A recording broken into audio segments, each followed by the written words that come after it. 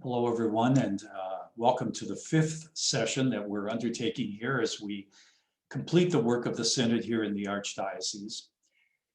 In this session, we're going to be talking about a batch of topics that all swim together in our Catholic understanding. They all connect with one another. So we're going to talk about Catholic social teaching and how we care for creation.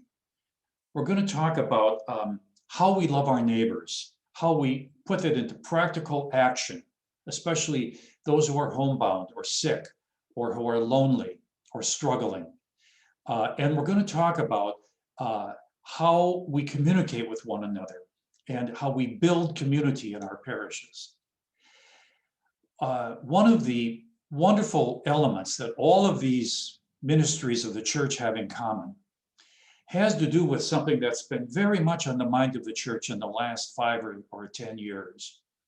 And it is that we are called, as we have been treated by God, to treat others. We are called to be people of mercy.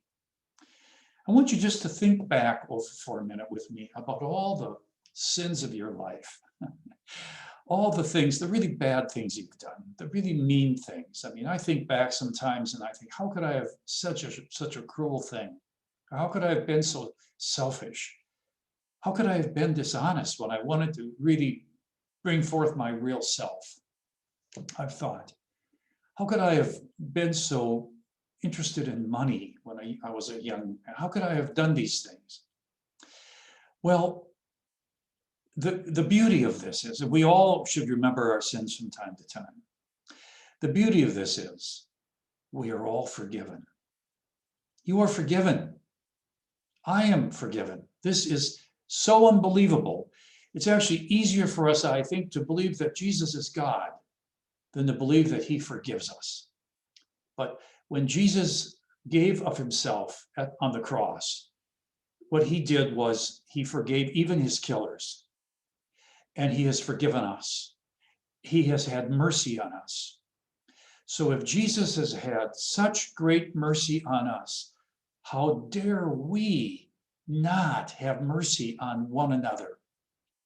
So this is the call that we have to have mercy. There's a great story that the Saint Bede the Venerable reflects on, which is the calling of Matthew in Matthew's Gospel. I love Bede's reflection on this. He says, I'm going to paraphrase it for you. He says, what happened there was Jesus looked on Matthew and he said to him in essence, I know you. I know what you've done. I know the sins you've committed. But I hold nothing against you, and I choose you to be one of my first disciples. Jesus knew that because he had such great mercy on Matthew, Matthew would have mercy on others. And isn't that our calling? That great story in the Gospels of the servant whose great debt was forgiven, only for him to go out and demand payment of a far less amount from another servant and actually throw him in jail. And the master of that servant, when he caught him, not showing mercy after he had received so much mercy, said to him, how dare you? And that's our question too.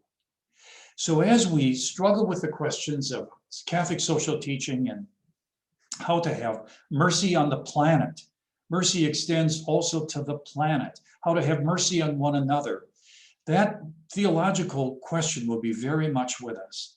And we have to think of Jesus and the mercy that he had on people around him.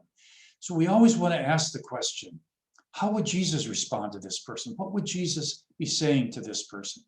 And out of that wonderful sense of mercy, I hope that you will develop some proposals for the Archdiocese that will really help us go forward to build community among all people and to really understand one another well and to really be able to communicate the message of the gospel to the whole world. So let's dig into this, wrestle with it, and come out of it with great results for the Archdiocese. Thank you very much.